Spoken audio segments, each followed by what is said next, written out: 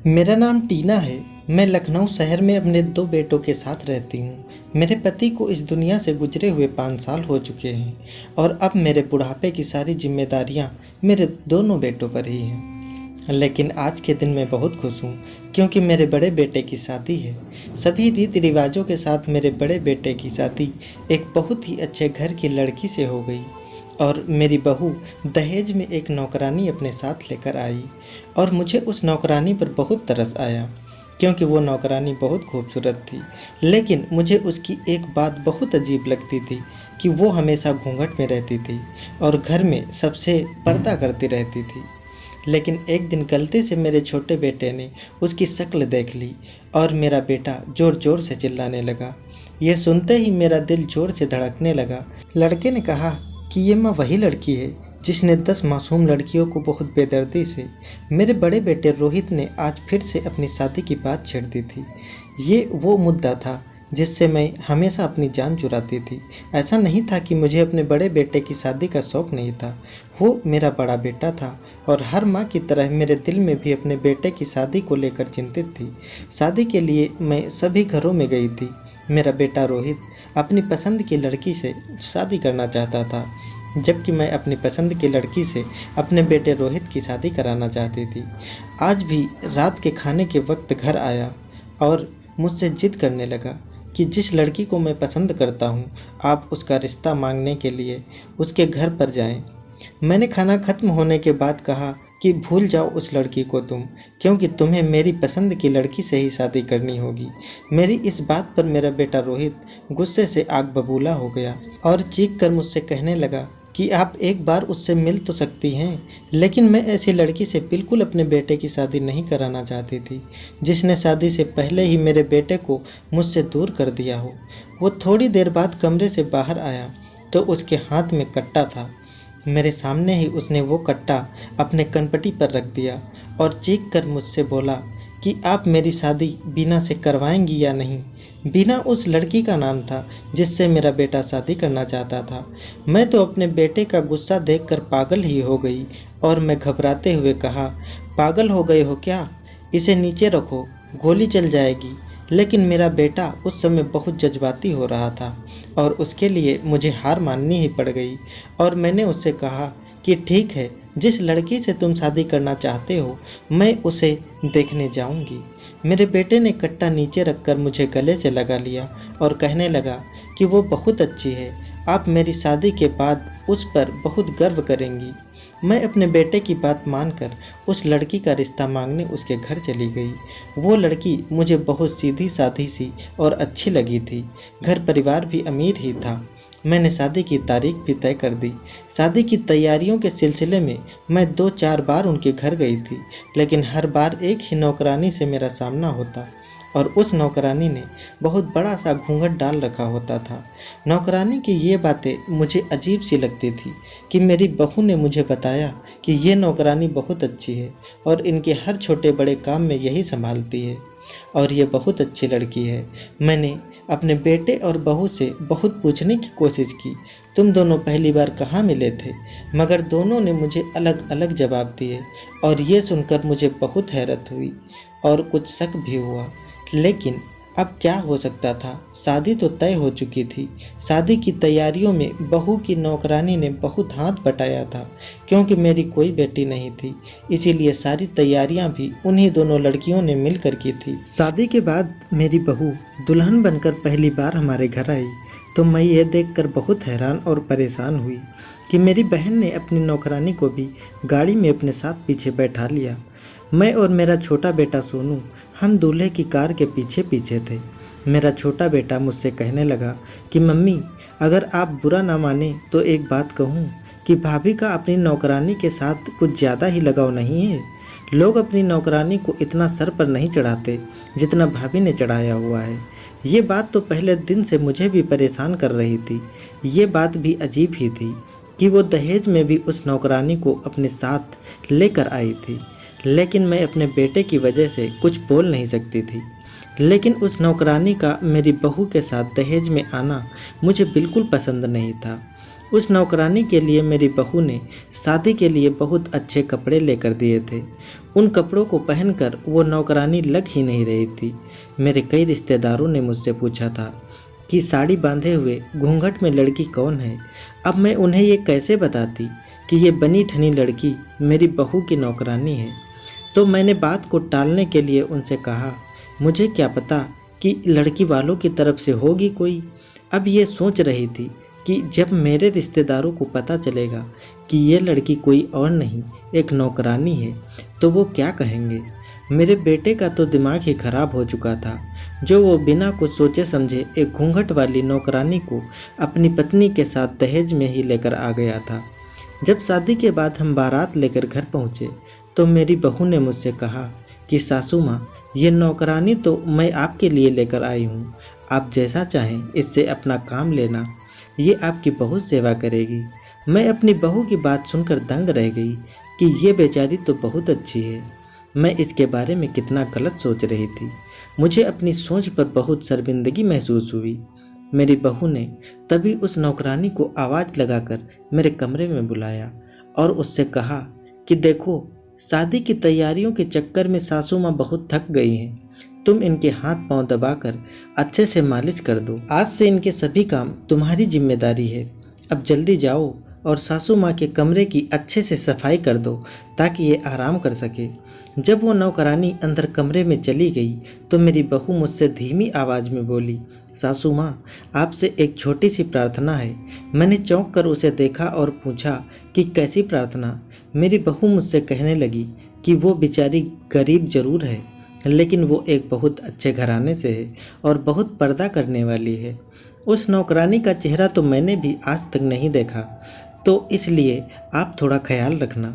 मैंने अपनी बहू से कहा, तुम इस बात की बिल्कुल भी फिक्र मत करो। मैं जब अपने कमरे में गई तो मैंने देखा कि वो नौकरानी बड़ी लगन से काम कर रही थी और साड़ी के साइड में से उसके गोरे गोरे हाथ दिख रहे थे। उस नौकरानी की खूबसूरती देखकर मैं तो चौंक गई। बहुत ज़्यादा गोरा रंग था उसका। उसे मेरी मौजूदगी का पता चला तो उसने जल्दी से अपने चेहरे को पूरी तरह से ढक लिया। मैंने उस नौकरानी को आवाज़ देकर पूछा कि क्या नाम है तुम्हारा। उसने इशारा करके मुझे बताया कि मैं तो गूंगी हूँ। मुझे उस नौकरानी पर बहुत रहम आया कि बेचारी इतनी खूबसूरत है और उसने कैसा भाग्य पाया है। एक तो नौकरानी, ऊपर से गूंगी। खैर वो नौकरानी बहुत काम की थी, मेरा बहुत ध्यान रखती थी, मेरी बहुत सेवा करती थी। मेरी बहू के काम करने के पहले वो मेरा काम किया करती थी। मैं उससे बहुत खुश रहने लगी थी। लेकिन मेरा छोटा बेटा उसके घूंघट से बहुत ज़्यादा चिढ़ता था। कुछ था भी, वो बहुत ज़्यादा शरारती। जब भी वो नौकरानी उसके सामने से जाती है तो वो उसका रास्ता रोक कर खड़ा हो जाता है और उससे कहता है कि घूंघट ऊपर करके मुझे अपना चेहरा दिखाओ, तभी मैं तुम्हें जाने दूंगा। वो बेचारी तेज तेज कदमों से भागकर मेरे कमरे में आती और मेरे पीछे छुप जाती। मैं अपने बेटे को डांटती थी कि क्यों इस बेचारी नौकरानी को परेशान करते हो। मेरा छोटा बेटा उसे हमेशा ये कहकर चिढ़ाता था कि माँ, ये मुंह तो ऐसे ढक कर रखती है जैसे कोई चोर हो, इसीलिए अपने सारे जेवर ध्यान से रखा करो और उसके जाने के बाद ठीक से चेक कर लिया करो। वो नौकरानी तो कुछ बोल भी नहीं सकती थी क्योंकि वो गूंगी थी। वो बहुत साधारण सी लड़की थी, बस अपने काम से काम रखती थी। एक दिन मेरी कुछ दोस्त मेरे घर पर आई थी, तब भी मेरी नौकरानी उनके सामने घूंघट में ही आई। तो उस नौकरानी के जाने के बाद मेरी दोस्तों में से मेरी एक दोस्त ने मुझसे कहा कि तुम्हारी नौकरानी घूंघट करके क्यों काम करती है। तो मैंने उससे कहा कि ये एक बहुत ही शरीफ घर से है, इसके घर वालों ने इसे बहुत मजबूरी में घर से बाहर निकाला है, वरना आजकल ऐसी लड़कियां कहाँ देखने को मिलती हैं। मैंने अपने दोस्तों से वही सब कहा जो मेरी बहू ने मुझे बताया था। इस सब बात पर मेरी दोस्त मुझ पर हंसने लगी और उन्होंने मुझसे कहा कि कहीं औरतें भी औरतों से पर्दा करती हैं क्या। हमने बहुत सी औरतों को देखा है, मगर कोई भी औरत या लड़की आज के टाइम में ऐसे नहीं रहती है, औरतों से पर्दा नहीं करती है। तुम इस नौकरानी पर नज़र रखा करो, ज़्यादा नेक बनने वाले लोग ही पीठ पीछे धोखा देते हैं। मेरे दोस्तों की बातों ने मेरे दिल में कहीं ना कहीं शक का बीज बो दिया था। मुझे पहले तो शक नहीं था, बस अब मुझे उस सीधी साधी नौकरानी पर शक होने लगा था। मुझे कई ऐसे वाक़ये याद आने लगे जिस पर मुझे उस पर शक करने की वजह मिल गई थी, और उन सब बातों को मैंने अपने मन का वहम मानकर भुला दिया था। कुछ दिन पहले की ही बात है कि मेरी बहू ने इस नौकरानी को किसी काम से अपने कमरे में बुलाया था कि तभी मुझे याद आया कि मेरे बड़े भाई ने मेरी बहू और मेरे बेटे को रात की दावत के लिए बुलाया है। मैं इस बात को बताने के लिए उसके कमरे में गई तो मैं ठिठक कर रह गई, क्योंकि मुझे मेरी बहू के कमरे से मेरी बहू की आवाज़ के अलावा भी किसी और औरत के हंस कर बात करने की आवाज़ आ रही थी। मैं इस बात से बहुत ज़्यादा हैरान और परेशान हुई और सोचने लगी कि बहू के कमरे में तो इस नौकरानी के अलावा और कोई नहीं है। मैं अंदर जाकर ये सब देखती कि इससे पहले ही मेरे छोटे बेटे ने मुझे आवाज़ देकर किचन में बुला लिया। मैं जब अपने बेटे की बात सुनकर वापस आई तो तब मैंने अपनी बहू से पूछा कि बेटा, तुम्हारे कमरे से किसके बोलने की आवाज़ आ रही थी? तो मेरी बहू ने मुझसे कहा कि अरे सासू माँ, मैं तो टीवी देख रही थी, उस पर सीरियल की आवाज़ आ रही होगी। मैंने अपनी बहू की इस बात पर यकीन कर लिया और सोचा कि वो तो नौकरानी बोल भी नहीं सकती, शायद मुझे ही कोई गलतफहमी हुई होगी। उस नौकरानी को हमारे घर पर आए हुए 1 महीना हो गया था और आज तक मैंने उसकी आवाज़ नहीं सुनी थी, तो वो आज कैसे बोल सकती है? इसके अलावा भी मुझे एक और बात याद आई कि 6 दिन पहले जब ये नौकरानी घर से बाहर जा रही थी तो घर के दरवाजे पर पहुंचकर इसने अपना घूंघट नीचे गिरा दिया था, जिसको देखकर मैं दंग रह गई थी कि ये तो घर में इतना घूंघट करके रहती है, अब क्या बाहर बिना घूंघट के ही जा रही है? शाम को जब नौकरानी घर लौटकर वापस आई तो मैंने उससे पूछा कि तुम कहाँ गई थी? तो उसने मुझसे कहा कि बहू की माँ ने मुझे किसी काम से बुलाया था, मैं उनका ही काम करने गई थी। मैं उसकी बात सुनकर बहुत ज़्यादा परेशान हुई, क्योंकि अभी 20 मिनट पहले ही तो मेरी बहू की माँ से बात हुई थी। उन्होंने तो मुझे ऐसा कुछ नहीं बताया कि यह नौकरानी हमारे घर आई है। खैर, ये बात इतनी ज़रूरी नहीं थी, इसीलिए मैंने इस पर ज़्यादा ध्यान नहीं दिया। जो बात ज़रूरी थी मैंने उसको पूछा, क्योंकि जो वो बिना घूंघट के गई थी उस बात ने मेरे दिल में हलचल मचा के रख दी थी। मैंने उस नौकरानी से पूछा कि जब तुम बाहर गई थी तो बिना घूंघट के गई थी? उसने बोला, नहीं माँ जी, मैंने मास्क लगा रखा था। मुझे तब भी उसकी बात पर यकीन नहीं आ रहा था, तो उसने मेरी इस बात कर तसल्ली करने के लिए अपने पर्स से मास्क निकाल कर मुझे दिखाया। तब जाकर मुझे उसकी बात पर यकीन हुआ। मैंने सोचा कि ये नौकरानी तो बहुत सीधी सादी है, मैं फालतू में ही इस पर शक कर रही हूँ, लेकिन अब मेरी दोस्तों की बातों ने मेरे दिमाग पर फिर से शक पैदा कर दिया था। मैंने शाम को इस नौकरानी को अपने कमरे में बुलाया और पूछा कि तुम मेरे बेटों से घूंघट क्यों करती हो? ये बात अच्छी नहीं है, चलो अपना घूंघट उठाओ। फिर वो ना में सिर हिलाकर पीछे हटने लगी और उसने कहा कि मैं अपना चेहरा नहीं दिखा सकती। मैंने भी सोच लिया था कि आज किसी भी हाल में इस नौकरानी का चेहरा देख कर ही रहूँगी। जैसे ही मैं उस नौकरानी का घूंघट उठाने के लिए आगे बढ़ी तो वो नौकरानी तेज तेज कदमों से भागने लगी और भागते भागते समय मेरे बेटे से टकरा गई। बेटे ने मुझसे पूछा कि क्या हुआ माँ, आप इस नौकरानी के पीछे क्यों भाग रही हैं? मैंने कहा कि कुछ नहीं हुआ बेटा, मैं तो बस इस नौकरानी का चेहरा देखना चाहती हूँ। मेरी बात सुनकर मेरी बहू ने मुझसे कहा कि क्यों सासू माँ, मैंने तो आपसे मना किया था ना कि आप इस नौकरानी का चेहरा देखने की जिद नहीं करेंगी, फिर आप ऐसा क्यों कर रही हैं? मैंने अपनी बहू से गुस्से में कहा कि इस नौकरानी के घूंघट की वजह से मेरे दोस्तों ने मेरा बहुत मजाक उड़ाया है। अब तुम इस नौकरानी से कहो कि या तो ये मुझे अपना चेहरा दिखा दे या फिर मेरे घर से रफा दफा हो जाए। मेरी बहू ने मुझसे कहा कि ये आपको अपना चेहरा नहीं दिखाएगी, तो फिर मैंने उससे कहा कि फिर मेरे ये घर से निकल जाए। तो इस बात पर मेरी बहू ने कहा कि ये इस घर से भी नहीं जाएगी, क्योंकि ये मेरी नौकरानी है, मैं इसे अपने साथ लेकर आई थी। आप कौन होती हो नौकरानी पर हुक्म चलाने वाली? अपनी बहू की इस बात को सुनकर मैं दंग रह गई, क्योंकि मेरी बहू एक नौकरानी के लिए मुझसे इतनी लड़ाई कर रही है, मुझसे इतनी बदतमीजी से बात कर रही है, और फिर मेरा बेटा ये बोलकर घर से निकल गया कि आप लोग ही आपस में मिलकर इस मामले का हल निकालें। मेरी बहू ने मुझे बुरा सा मुँह बनाकर देखा और इस नौकरानी का हाथ पकड़कर उसको अपने कमरे में ले गई। मेरा छोटा बेटा कुछ देर बाद वापस घर आया और भाभी से माफ़ी मांग कर आया। अपने बेटे की बातें सुनकर मैं बहू से माफ़ी मांगने उसके कमरे में आई तो बहू की कमरे का थोड़ा सा दरवाज़ा खुला हुआ था। अंदर का नज़ारा देखकर मैं तो हक्का बक्का रह गई। बहू नौकरानी को गले से लगाकर तसल्ली दे रही थी। बहू की बात सुनकर मैं परेशान हो गई कि क्या भला कोई अपनी नौकरानी से भी इतनी मोहब्बत कर सकता है।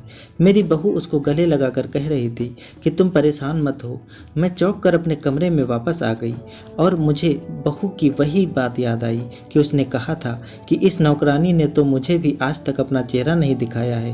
फिर वो नौकरानी आज बहू के सामने अपना घूंघट कैसे उठाकर बैठी थी। उस नौकरानी को मेरे सारे काम करने से मना कर दिया था। वो नौकरानी ज़्यादातर मेरी बहू के साथ ही रहती थी और उस नौकरानी को मेरे करीब भी नहीं भटकने देती थी। मैं भी ये सोचकर चुप थी कि कहीं मेरे घर का माहौल ख़राब ना हो और कोई लड़ाई झगड़ा होने की वजह से मेरा बेटा अपनी पत्नी को लेकर मुझसे अलग ना हो जाए। मेरी बहू रोज़ ही उस नौकरानी को लेकर घर से बाहर निकल जाती थी और शाम को वापस आने पर दोनों ही अपने कमरे में बंद हो जाती। उन दोनों का ऐसा करना मुझे बहुत अजीब लगता था, लेकिन मैं क्या करती। मेरी तो इस घर में कोई सुनने वाला था ही नहीं। एक दिन मेरी तबीयत अचानक ही खराब हो गई। मैंने अपने छोटे बेटे से कहा कि नौकरानी किचन में काम कर रही है, तुम जाओ और उससे कहना कि वो मुझे एक कप चाय बना कर दे दे। उस दिन इत्तेफाक से मेरा बेटा घर पर ही था, वरना इस समय मेरा बेटा अपने काम पर होता था। मेरी बात सुनकर मेरे बेटे ने उस नौकरानी का बाजू पकड़ कर रखा था और दूसरे हाथ से वो नौकरानी अपना चेहरा छुपाने की कोशिश कर रही थी। मैंने अपने बेटे से कहा कि नौकरानी का बाजू क्यों पकड़ा है, तो मेरा बेटा कहने लगा, इसलिए पकड़ा है ताकि ये भाग न जाए। मैं किचन में आया था आपके लिए चाय बनाने को कहने, तो मैंने देखा कि ये अपने घूंघट से अपना चेहरा साफ कर रही थी और गलती से मेरी नज़र इसके चेहरे पर पड़ गई और मैंने इसका चेहरा देख लिया है। तो मैंने हैरानी से पूछा कि फिर क्या हुआ, कि इतने में ही मेरा बड़ा बेटा और बहू अपने कमरे से निकलकर किचन में आ गए। मेरी बहू आग बबूला होकर कहने लगी कि आप दोनों माँ बेटे मेरी नौकरानी के साथ कैसा खेल खेल रहे हैं। मेरा छोटा बेटा कहने लगा कि मैंने आपकी नौकरानी की शक्ल देख ली है और मैं अभी सबको इसकी शक्ल दिखाता हूँ। और इतना कहकर उसने ज़बरदस्ती उस नौकरानी का घूंघट खींच लिया। जब मैंने उस नौकरानी का चेहरा देखा तो मुझे ध्यान आया कि मैंने इससे पहले भी इसे कहीं देखा है। फिर बहुत ध्यान से देखा तो मेरे मुंह से चीख निकल गई। मुझे याद आया कि ये तो वही है जो 10 मासूम लड़कियों की कातिल है, जो आजकल हर टीवी चैनल पर नज़र आ रही है। मेरे दिमाग में पूरी की पूरी कहानी चलने लगी। टीवी रिपोर्टर ने बताया था कि इस लड़की ने अपनी 10 मासूम दोस्तों का कत्ल बड़ी ही बेरहमी के साथ कर दिया है। पुलिस ने इसको पकड़ भी लिया था। पुलिस ने बताया था कि वो लड़की एक दिमागी बीमारी से पीड़ित है और इस बीमारी के चलते इसने जलन और दुश्मनी में अपनी 10 मासूम दोस्तों को मार डाला। बाद में पता चला कि ये कातिलाना लड़की जेल से फरार हो गई है। मैं क्या, पूरे देश को इस कातिल लड़की के बारे में पता था। इस देश के बच्चे भी जानते थे कि ये लड़की कौन है। इसकी शक्ल इतनी बार टीवी चैनल पर दिखाई गई थी कि अब तो इसको कोई भी पहचान सकता था। मेरे छोटे बेटे ने उस नौकरानी को पहचान लिया था। मैं तो डर ही गई थी कि इतनी खतरनाक लड़की हमारे घर में रह रही है। मैंने अपने बड़े बेटे से कहा कि जल्दी से पुलिस को फ़ोन करो। मैंने अपनी बहू के चेहरे को देखा, उसके तो चेहरे पर हवाइयाँ उड़ रही थी। मैंने बेटे से कहा कि मेरी शक्ल को क्यों देख रहे हो, जल्दी से पुलिस को फ़ोन करो। मेरी इस बात को सुनकर मेरी बहू मेरे पैरों पर गिर गई और कहने लगी, सासू माँ ऐसा नहीं कीजिए, प्लीज़ पुलिस को मत बुलाइए। ये लड़की कोई और नहीं बल्कि मेरी ही बहन है, मेरी सगी बहन। तभी मेरे बेटे ने कहा, माँ मैं इस बात को पहले से जानता हूँ। इस बात को सुनकर मेरा तो दिमाग चकरा गया कि इन दोनों ने मिलकर एक कातिल लड़की को मेरे घर में रखा हुआ है। छोटे बेटे ने जैसे ही फ़ोन की तरफ हाथ बढ़ाया तो मेरे बड़े बेटे ने उसे रोक लिया और कहा कि माँ मेरी पूरी बात सुनो। इतने में ही मेरी बहू की बहन बोलने लगी कि आप मेरी बात सुन तो लीजिए, फिर आपको जो ठीक लगे आप वो करना। हम 11 दोस्त का ग्रुप था। हम सब आपस में प्यार से रहते थे और सब काम मिलजुल कर करते थे। मेरी दोस्त सुनैना को एक लड़का पसंद करता था और उसके पीछे हाथ धोकर पड़ा था। मेरी दोस्त सुनैना को वो लड़का बिल्कुल भी अच्छा नहीं लगता था। वो कहती थी अजीब पागल सा है, और सच में वो लड़का पागल ही था। एक दिन अचानक वो सब लोगों के सामने सुनैना को प्रपोज करने लगा। सुनैना के साथ साथ हम सब लड़कियों को भी बहुत परेशानी होने लगी थी, इसीलिए हम सब ने उसे बहुत बातें सुनाई और उस लड़के का मजाक उड़ाया। कोई भी लड़का अपनी बेइज्जती को बर्दाश्त नहीं कर सकता। अपनी इस बेइज्जती को उस लड़के ने अपने दिल से लगा लिया और हम लड़कियों से बदला लेने का सोचा। वो लड़का पहले ही थोड़ा सा पागल था। कुछ दिन के बाद हम सभी दोस्त सुनैना के घर पर इकट्ठा हुए थे और खाना खाते हुए हम सब चौंक गए, क्योंकि सुनैना के कमरे से चीखने की आवाज़ें आ रही थी। हमारी एक दोस्त सुनैना के कमरे में देखने गई तो वो लड़का चाकू से सुनैना को मार रहा था। वो डर कर भागी तो उस लड़के ने उसे भी मार डाला। उस दिन उस लड़के ने एक एक करके मेरी 10 दोस्तों को बड़ी बेरहमी से चाकू से गोद गोद कर मार डाला। मैं उसकी जान बचाने के लिए वहाँ की खिड़की से कूद गई और मैं तेज़ी से भागती हुई अपने घर आकर अपने कमरे में छुप गई। मेरी हालत बहुत ज़्यादा ख़राब थी। मेरा दिमाग कुछ भी सोचने समझने की हालत में नहीं था। मैं बहुत डर गई थी। लड़के ने बड़ी बेरहमी से मेरी सभी दोस्तों को मार दिया था। अब मुझे डर था कि कहीं वो अब मुझे भी न मार दे, लेकिन वो लड़का बहुत चालाक निकला। उसने मेरी सारी दोस्तों के कत्ल का इल्ज़ाम मेरे ऊपर ही डाल दिया और इसी हत्या के आरोप में पुलिस ने मुझे पकड़ लिया। मैंने सबको सच्चाई बताई, लेकिन मेरी बात पर किसी ने यकीन नहीं किया। मेरी बहन ने अपने पति के साथ मुझे जेल से बाहर निकाला और मेरी बहन मुझे अपनी नौकरानी बनाकर अपने साथ अपने ससुराल ले आई। मैंने कुछ नहीं किया, मैं बेकसूर हूँ। पुलिस वाले मुझे हर जगह ढूंढ रहे थे और टीवी चैनल ने भी मुझे हर जगह जलील कर दिया था, इसीलिए मुझे अपना चेहरा छुपाना पड़ा। मेरी दीदी मुझे अपने साथ पुलिस की गिरफ्तारी से बचाने के लिए लेकर आई थी। मेरी बहू रोते हुए मुझसे कहने लगी, इसका कोई कसूर नहीं है, मेरी बहन बेकसूर है। मैं और मेरे पति इतने दिनों से इसकी बेगुनाही का सबूत ढूंढ रहे हैं और हमने उस पागल लड़के के पीछे अपने जासूस लगा रखे हैं। उस लड़के के खिलाफ बहुत से सबूत जमा कर लिए हैं। हम 1-2 दिनों में ही सारे सबूत पुलिस और टीवी रिपोर्टर को देने वाले हैं, ताकि मेरी बहन की बेगुनाही साबित हो सके। सारी सच्चाई सुनकर मैं दंग रह गई। मुझे यकीन नहीं आ रहा था। फिर मेरे बेटे और बहू ने मुझे वो सारे सबूत दिखाए जो उन्होंने पिछले 5 महीने में जमा किए थे, और ये सब कुछ सच था। अब बेचारी बेकसूर लड़की अपने भाग्य के हाथों मजबूर होकर एक नौकरानी बनकर रहती थी, जबकि उसकी कोई गलती नहीं थी। मेरी बहू ने वो जो सारे सबूत इकट्ठा किए थे वो टीवी चैनल्स में दे दिए, और वो लड़की जो बिना कुछ किए गलत इल्ज़ाम में फंसकर जिल्लत और रुसवाई की ज़िंदगी जी रही थी, सब लोग उससे हमदर्दी करने लगे। जो पहले उस लड़की को कातिल कह रहे थे और उसकी बेइज्जती कर रहे थे, अब सब लोग उसे इज्जत देने लगे थे, और उस पागल लड़के को पुलिस ने गिरफ्तार कर लिया था। मुझे उस प्यारी सी लड़की पर बहुत रहम आ रहा था, इसलिए मैंने अपने छोटे बेटे की उससे शादी कर दी और उसे अपनी दूसरी बहू बनाकर अपने घर ले आई। दोस्तों, उम्मीद करता हूँ हमारी कहानी आपको पसंद आई होगी। कहानी पसंद आई है तो वीडियो को लाइक करें, चैनल पर नए हैं तो चैनल को सब्सक्राइब करें, ताकि अगली अपडेट सबसे पहले आपको मिले। धन्यवाद दोस्तों।